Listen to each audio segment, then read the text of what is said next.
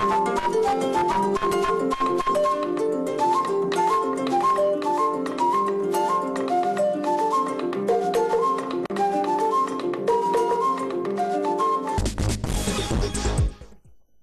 président de la République, le professeur Alpha Condé, a rencontré au Palais du Peuple le mouvement syndical du pays.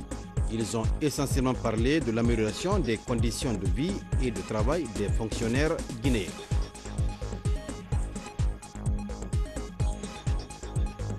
Le Premier ministre chef du gouvernement s'est rendu sur le marché de Madina. C'était pour procéder à la distribution de quelques cartons de poissons dont l'objectif est de soulager les populations guinéennes. Et puis aussi, le ministre de la coopération internationale vient de parapher un document d'une société chinoise qui offre à la Guinée un montant qui s'évalue à plus d'1 500 000 $ américains. C'est une société qui s'appelle Huawei Technologie Guinée. Voilà, mesdames et messieurs, pour les titres. Bonsoir, merci de rester fidèles à la télévision nationale. Bienvenue à cette grande édition de 20h30. Le président de la République a rencontré au palais Sékou Touréa le mouvement syndical du pays. Les discussions entre le professeur Alpha Condé et ses acteurs syndicaux ont porté sur l'amélioration des conditions de vie et de travail des fonctionnaires guinéens. À cette occasion, le chef de l'État a dressé le bilan de sa gestion des affaires publiques pour les 100 premiers jours. Explication, Sanassi Keita.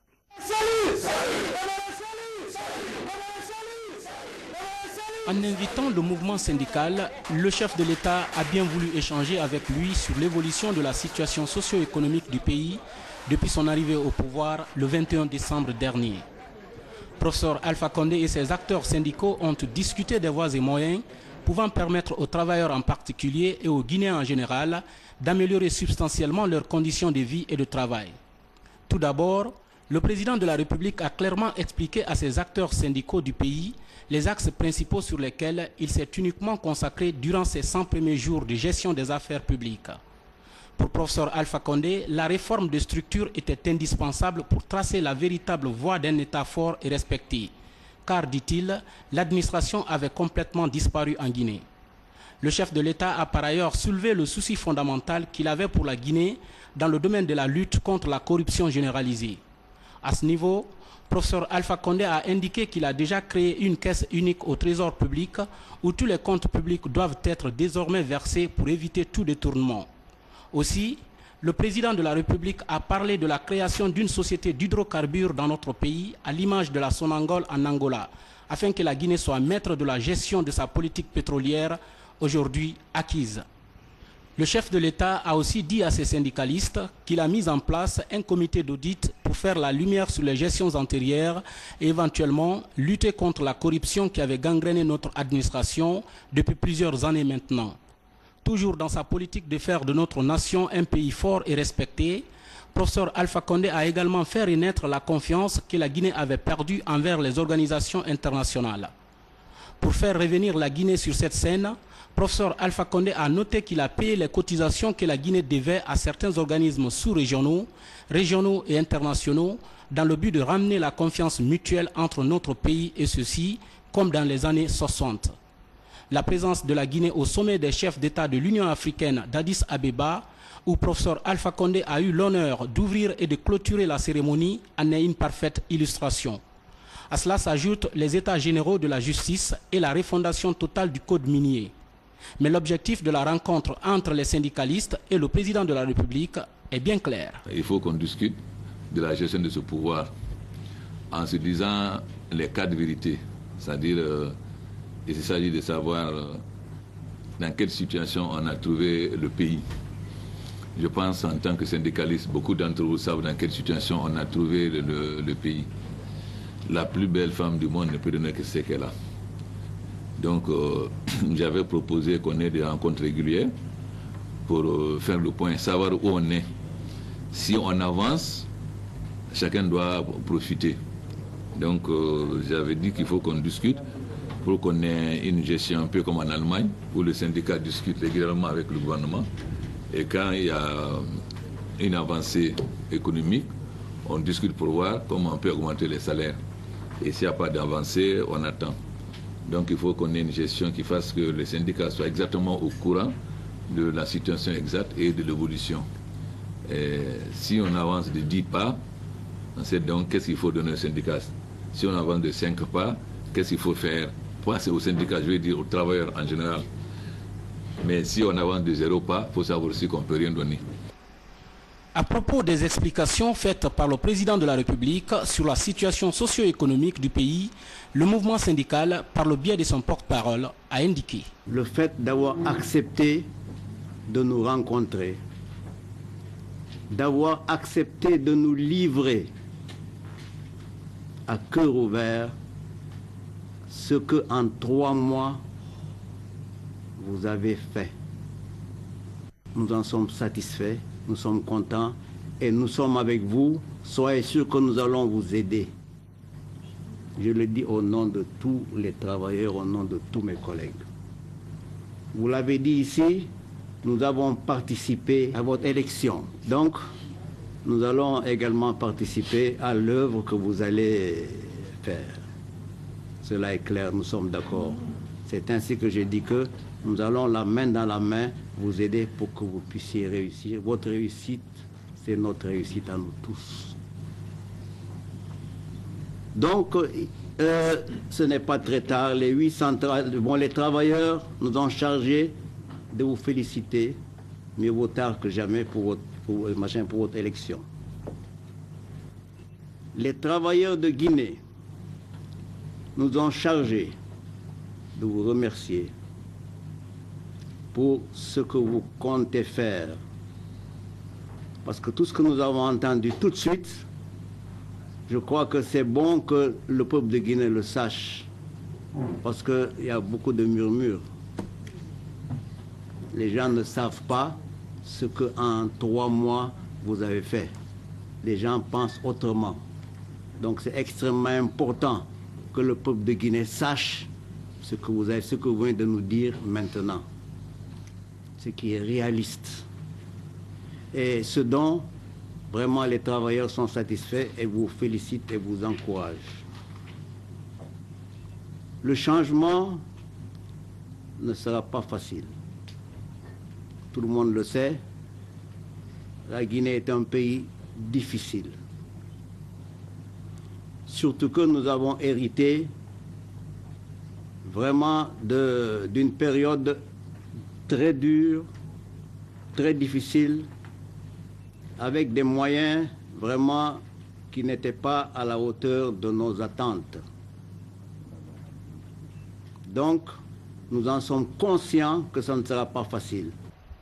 Dans leur document de doléances, les syndicalistes ont parlé de la montée fantaisiste des prix des produits de première nécessité et de l'amélioration des conditions de vie et de travail des fonctionnaires, notamment l'augmentation du salaire. Une démarche que le président de la République trouve salutaire. Mais pour le professeur Alpha Condé, le plus important est de se mettre d'accord pour améliorer le pouvoir d'achat du Guinéen. Nous allons nous battre pour que d'ici 2 ans, on n'importe plus de riz. Pour importer le riz, nous sommes obligés de payer en dollars, en devises. Pour acheter le riz localement, nous payons en francs guinéens. Nous sommes obligés de commander des tomates, de commander des farines, etc. Mais si nous les produisons sur place, nous n'avons plus besoin de devises. Donc le problème n'est pas seulement le problème de salaire, le problème est la fourniture des denrées alimentaires et des biens à un prix raisonnable.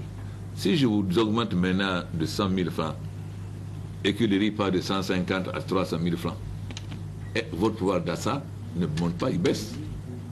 Donc, il faut que nous nous battons sur une base précise, c'est-à-dire sur le pouvoir d'achat, pas seulement des travailleurs, mais de l'ensemble de la population.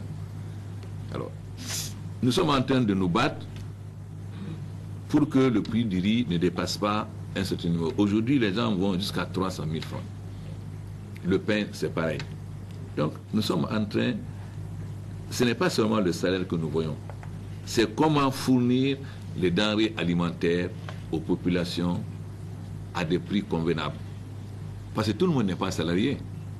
Le paysan, il n'est pas salarié. Les femmes du marché ne sont pas salariées. Donc, on ne peut pas augmenter leur salaire.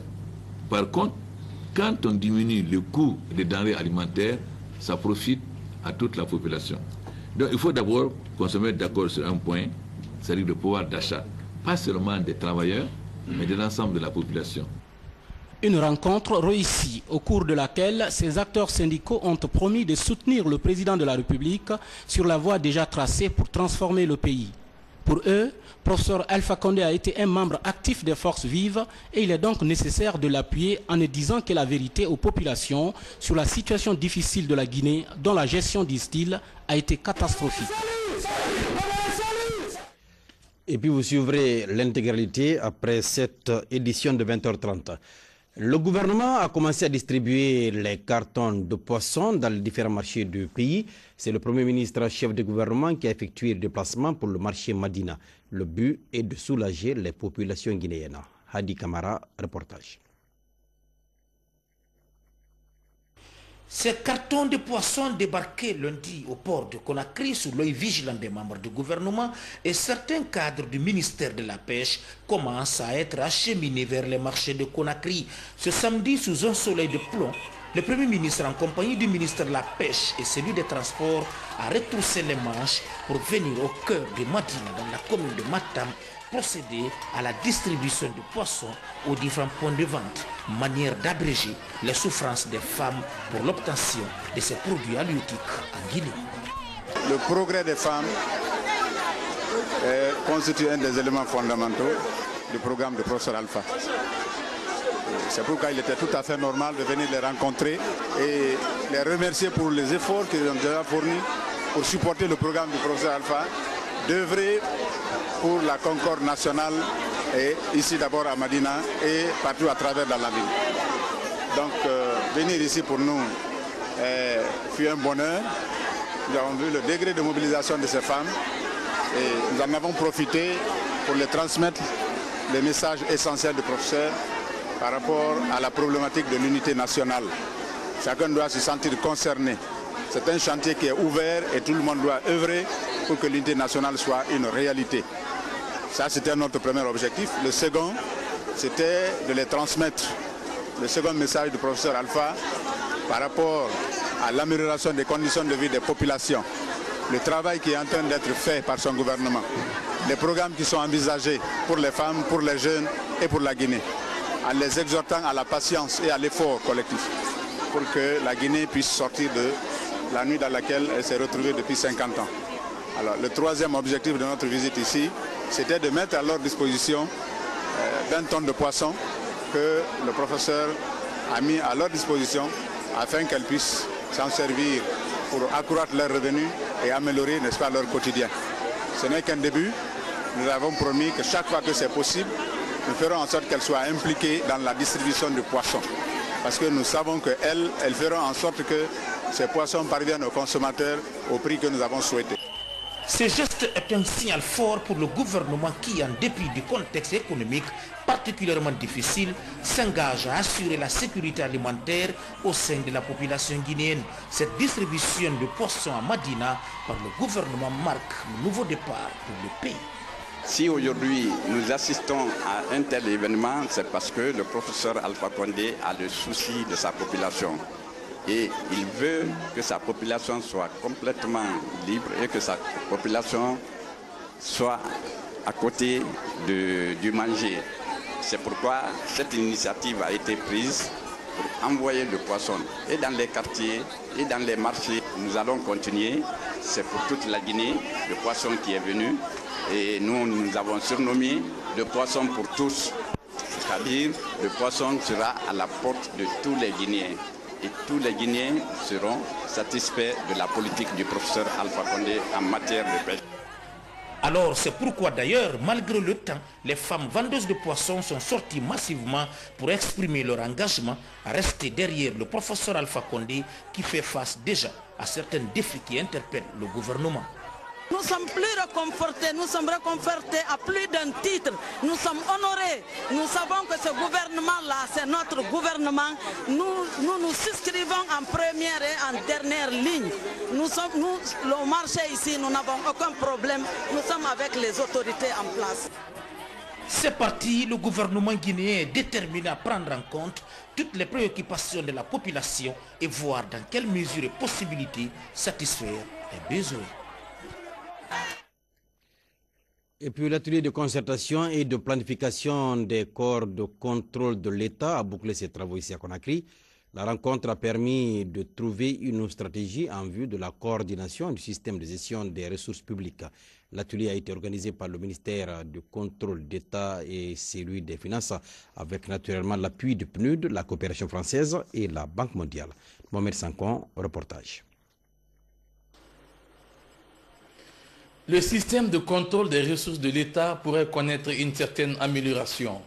En tout cas, l'atelier de concertation des cadres évoluant dans les différentes régies de l'État a posé des jalons après un constat peu réduisant. Il s'agit notamment de l'inadaptation des textes en vigueur et l'absence des normes de manuels de procédure et de codes d'éthique et de déontologie de la profession. Quelques recommandations. La clarification des missions des corps de contrôle. 2. La proposition d'un cadre permanent de concertation des corps de contrôle. 3. Les axes de réforme pour un système de contrôle efficace. Les partenaires de la coopération française et du PNUD apprécient la tenue de cette rencontre sur la bonne gouvernance financière. La réussite de l'opération nécessite une forte volonté politique et la probité morale des cadres. Les propositions qui résultent de ce débat sont incontestablement des propositions qui s'inscrivent dans une perspective de progrès. Elles mettront du temps à être mises en place parce que certaines exigent des modifications de texte, des révisions aussi de texte. Elles nécessitent aussi une modification des mentalités. Je voudrais inviter les professionnels des différents corps de contrôle à consentir tous les sacrifices et efforts nécessaires pour donner à leurs fonctions tout le prestige qu'ils y attachent. Il leur revient, en partie, de faire en sorte qu'ils soient tous fiers d'être au service du contrôle en Guinée. En organisant cet atelier, le gouvernement veut corriger des situations qui ont notamment pour nom détournement de deniers publics, impunité et manque de professionnalisme. Je puis vous assurer que le renforcement des capacités humaines et matérielles que vous avez sollicité sera soutenu par le gouvernement qui prendra toutes les dispositions nécessaires pour allouer les ressources suffisantes aux structures de contrôle. En retour, nous attendons des services de contrôle, excellence, compétence, professionnalisme et modernité. Un comité interministériel sera mis en place dans les prochains jours pour le suivi cohérent de toutes les recommandations issues des présentes assises. Une autre rencontre vient de se tenir ici également à Conakry. Il s'agit de la 14e session du comité de pilotage du projet d'appui au processus électoral guinéen. Les travaux étaient axés sur les préparatifs des prochaines élections dans notre pays. Mohamed Lamine Kamara, reportage. Ce comité de pilotage du projet d'appui au cycle électoral s'inscrit en droite ligne de la poursuite du dialogue entamé par le gouvernement et les partenaires impliqués dans le processus électoral guinéen. Cette assise, deuxième du genre depuis l'avènement de la Troisième République, aura permis au ministre de l'administration du territoire et de la décentralisation de présenter le cadre de présentation des futures consultations électorales, notamment les élections législatives. Cette session, son Excellence, Monsieur le Président de la République, a souhaité que nous la tenions maintenant pour vous faire part de son souhait de voir le processus de préparation des élections législatives avancer aux fins de respecter l'échéance de 2011 pour la tenue de ce scrutin. C'est pourquoi j'ai tenu à vous rencontrer pour présenter le cadre de préparation de ces élections législatives que nous souhaitons mettre en œuvre avec votre accompagnement toujours efficace et dynamique. Le ministre a ensuite mis l'accent sur quelques initiatives en vue de donner de la crédibilité aux élections législatives prévues au dernier trimestre de l'année 2011. La première étape de ce processus de préparation des élections législatives sera la reprise complète du recensement physique des électeurs, afin que la Guinée dispose d'un fichier électoral biométrique propre, ne souffrant d'aucune contestation.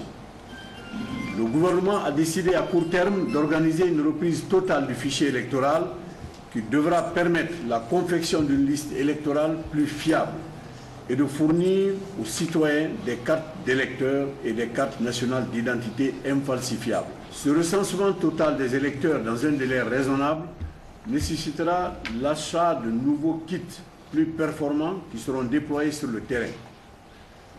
Ainsi, les données biométriques seront reprises sur la base des préfectures, communes urbaines et rurales, quartiers et districts.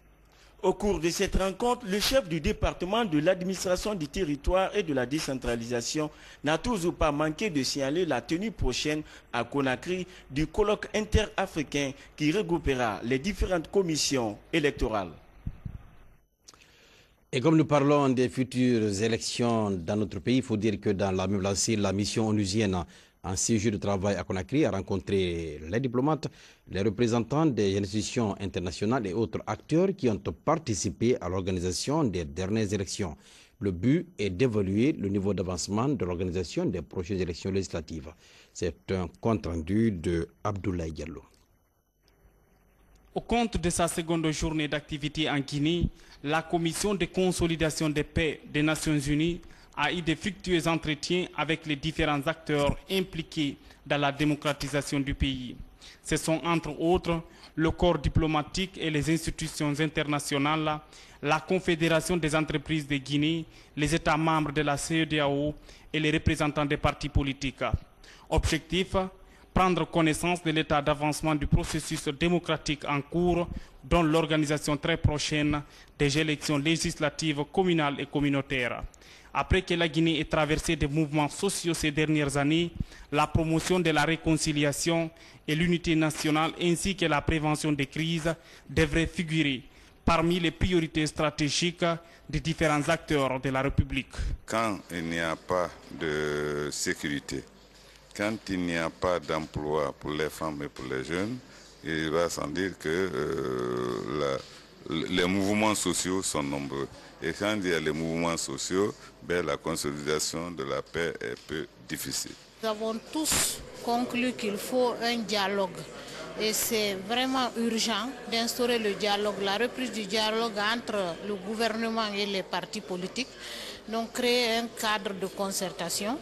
Et certains parmi nous ont exhorté même les Nations Unies à assister la Guinée pour créer un cadre de paix. Et c'est l'objectif même de cette commission de consolidation de la paix. Au cours de leur tête-à-tête, plusieurs questions d'ordre politique et social ont été abordées. Pour Sylvie Lucas, présidente de la formation de la Guinée à la commission de consolidation de la paix, toutes ces préoccupations ne seront atteintes que lorsque le pays connaîtra une stabilité politique et une paix durable. C'est pourquoi il est important de privilégier le dialogue en vue d'entreprendre des perspectives pour consolider des bases réelles de démocratie en Guinée. Des rencontres avec la société civile et des ministères de la Défense et de Sécurité sont également prévues en vue d'engager un dialogue franc et identifier les priorités auxquelles les Guinéens doivent faire face pour développer le pays. Le ministre de la Coopération internationale a présidé une cérémonie au cours de laquelle la société chinoise Huawei Technologie Guinée a offert à notre pays plus d'un lot d'équipements qui s'évalue à plus d'1 million de dollars américains. Le matériel est destiné à relancer le centre Huawei Technologie de l'Université de Conakry. Il s'agit de l'Université Gamal Abdel Nasser et financer des bourses d'études en faveur des cadres de notre administration publique. Le compte rendu de Ramatoulaye Touré. La République de Chine et la Guinée ont toujours gardé de solides relations de coopération depuis plusieurs décennies.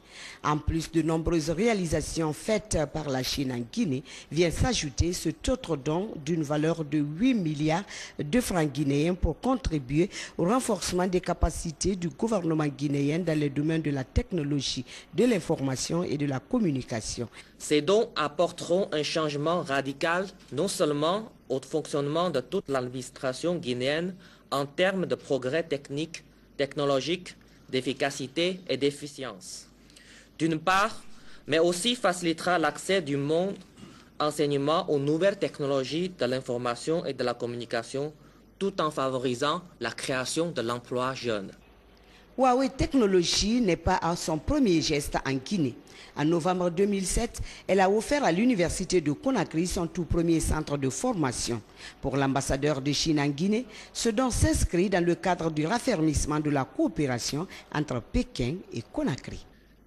C'est une cérémonie symbolique par laquelle la société Huawei voudrait bien nous dire qu'elle essaie enfin toujours d'apporter sa part de contribution, sa contribution au raffermissement des relations d'amitié entre la Chine et la Guinée.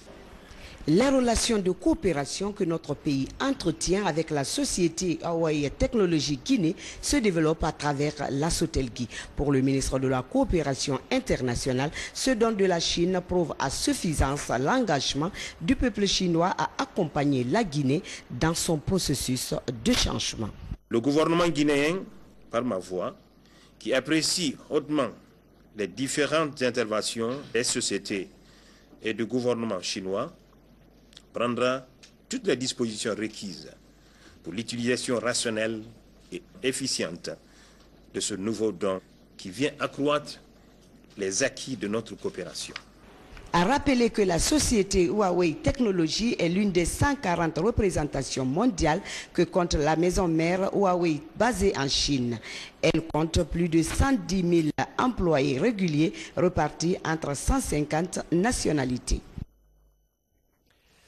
La Direction générale de l'autorité de régulation des postes de télécommunications a rencontré les opérateurs de la téléphonie mobile et de la place.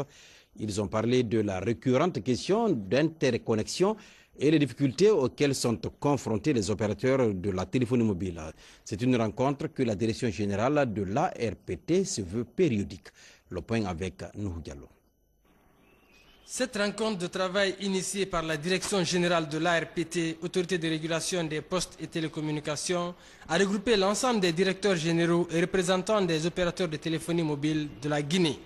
Objectif, discuter avec ces responsables de la téléphonie mobile sur les difficultés d'interconnexion entre les différents opérateurs de la place et l'ARPT, la couverture et la qualité des réseaux, les services, le partage des ressources et la gestion des ressources de numérotage. Après 6 heures de discussion et d'échange sur les services, les problèmes des opérateurs de téléphonie mobile, mais aussi sur quelle base l'ARPT et ses opérateurs de téléphonie doivent travailler.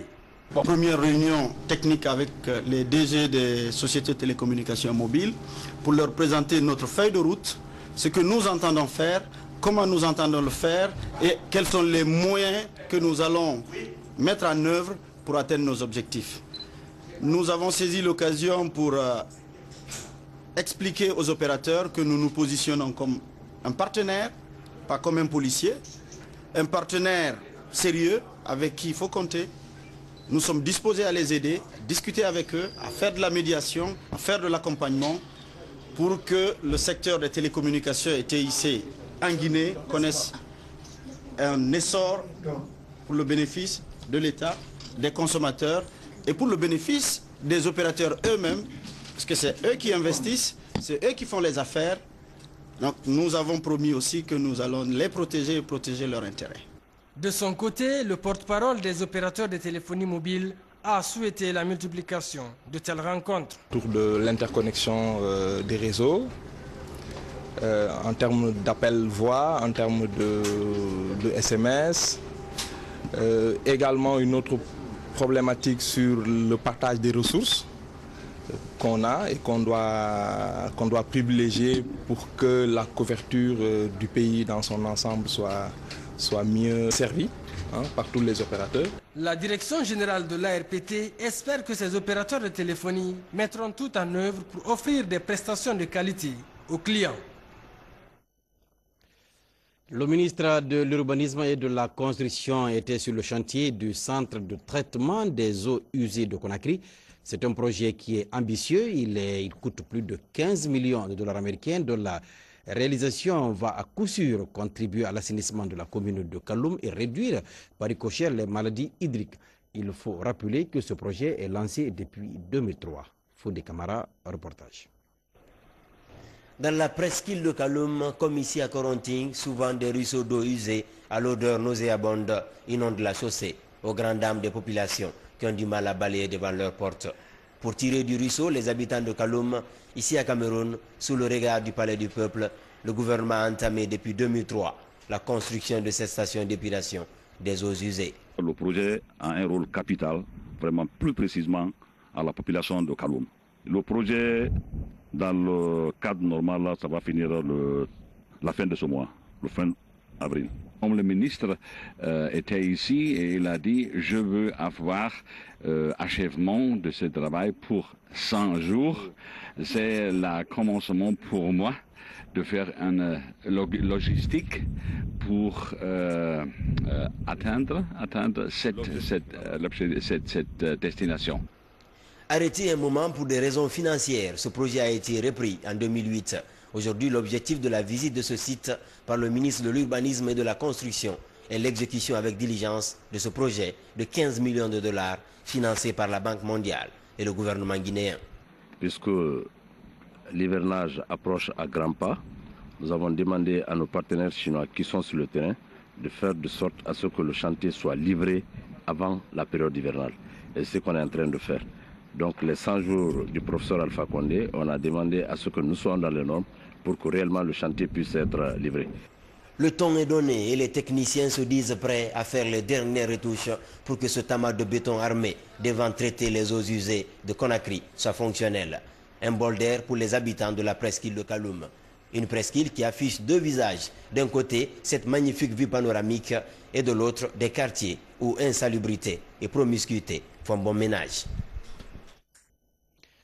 L'association Benkadi pour le développement a lancé ses activités au Palais du Peuple. La cérémonie de lancement s'est déroulée en présence des autorités du pays et des partenaires de développement.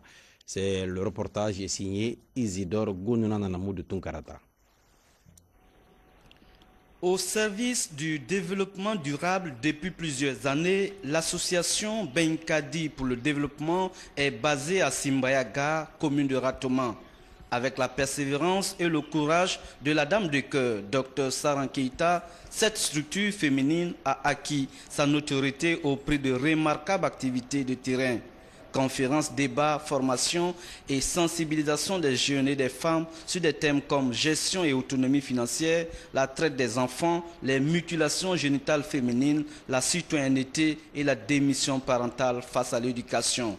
À la suite de ces jalons qui en disent long sur le caractère pragmatique de l'association Benkadi pour le développement, la présidente et ses associés entendent par cette cérémonie décliner l'identité réelle de leur structure et profiter de l'occasion pour inviter les partenaires et les nouvelles autorités à les accompagner. Nous, les femmes, nous devons nous mobiliser avec ce vent de changement guidé par son Excellence le professeur Alpha Condé, président de la République, pour traduire en actes concrets les politiques et stratégies qui offrent à la femme guinéenne la possibilité de son émancipation et son autopromotion. Notre vision est de contribuer au développement socio-économique et à l'amélioration des conditions de vie des populations et de ses membres. L'association Benkadi pour le développement se veut être une nouvelle synergie de renforcement des capacités d'autopromotion de la femme guinéenne. À travers le slogan « Nous apportons un plus à l'édification de la nation », avec pour devise « Union, progrès, volonté », un souhait déjà matérialisé sur le terrain par la réalisation d'un projet de saponification. Les produits du dit projet, entre autres savon de lessive, savon antiseptique, savon en poudre et savon en boule, connus sous le nom de Kabakoudou, défient aujourd'hui toute concurrence sur le marché guinéen en termes de qualité et de prix. Une démarche hautement appréciée par les partenaires qui entendent soutenir l'ONG ABD. Vos exploits demeurent à nos yeux une prise de position responsable qui confère à la femme guinéenne son pouvoir d'autonomisation. À ce prix donc, la Commission nationale guinéenne pour l'UNESCO vous exhorte à redoubler d'efforts pour faire de cette ONG que nous supposons pilote être une source d'inspiration, de mobilisation et de facilitation de l'insertion socio-économique des jeunes. En reconnaissance à ses appuis, Dr Saran Keita et sa structure ont décerné des satisfecits aux institutions et organismes partenaires. La rédaction en chef de la télévision Koloma, représentée à cette cérémonie, a été également congratulée. Voilà, nous allons à présent vous donner lecture de ce communiqué qui vient de nous parvenir. Il nous est parvenu du ministère d'État chargé de l'énergie et de l'environnement. Communiqué. Le ministère d'État chargé de l'énergie et de l'environnement organisera une conférence de presse le mercredi 13 avril 2011 à 10 h dans la salle de réunion de l'hôtel Riviera face au Palais du Peuple dans la commune de Kaloum.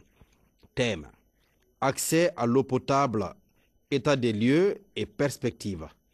Le ministère d'État chargé de l'énergie et de l'environnement serait très heureuse de compter parmi ses invités, outre les médias, un représentant du Conseil national de la transition, un représentant du Conseil économique et social, un représentant du Conseil national de la communication, un représentant du ministère des Finances, un représentant du ministère de la coopération internationale, un représentant du ministère de l'urbanisme et habitat, un représentant du Conseil national des organisations de la société civile, un représentant de l'administration centrale des grands projets, un représentant du gouvernorat de Conakry, un représentant de chacune des 5 communes de Conakry, un représentant de la direction de la police nationale, les chefs d'escadron de la gendarmerie de la ville de Conakry, le ministère d'État chargé de l'énergie et de l'environnement sait compter sur la présence effective de tous et de chacun. Pour revenir dans ce journal, nous allons parler à présent donc au sport foot avec le point de presse que vient d'organiser le sélectionneur principal du Sili Espoir à la FEGIFOOT. La rencontre est de préparer le match retour Guinée-Mali au compte des préliminaires des Jeux Olympiques qui auront lieu à Londres, c'était en 2012. Explication Kadji Traoré. À l'occasion de son match retour contre les Aigles Espoirs du Mali, comptant pour les éliminatoires des Jeux Olympiques Londres 2012, l'entraîneur principal de l'équipe olympique guinéenne a tenu un point de presse au siège de la FEGIFOOT. Il a profité de l'occasion pour mettre à la disposition de la presse nationale la liste des 20 joueurs sélectionnés pour le match du dimanche 10 avril au stade du 28 septembre.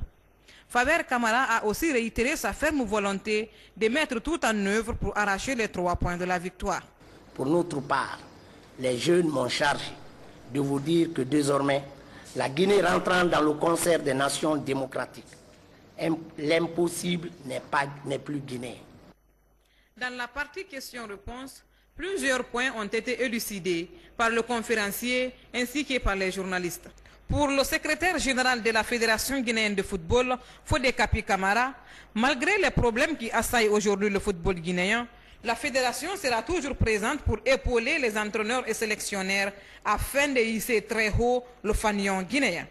La Fédération guinéenne de football souhaiterait que l'équipe guinéenne passe le cap Mali pour lui permettre, n'est-ce pas, de continuer son chemin. Et il faut féliciter l'encadrement pour avoir fait, pour une fois, 1-0-0 à Bamako. Ce n'est pas donné à n'importe qui. Mais il faut reconnaître aussi que l'équipe n'a pas été mise dans les conditions qu'il fallait pour lui permettre de se concentrer sur le match et le préparer dans les conditions qu'il fallait. À retenir que pour ce match de dimanche 10 avril, le sélectionneur Faber Camara a sélectionné 2 gardiens, 7 défenseurs, 4 milieux et 7 attaquants. Voilà qui met fin à ce journal de 20h30. Au nom de toute l'équipe, je vous dis grand merci de l'avoir suivi. Nous disons surtout merci à tous qui nous suivent en Allemagne et aux États-Unis d'Amérique. Excellente suite de programme. Au revoir et bon week-end.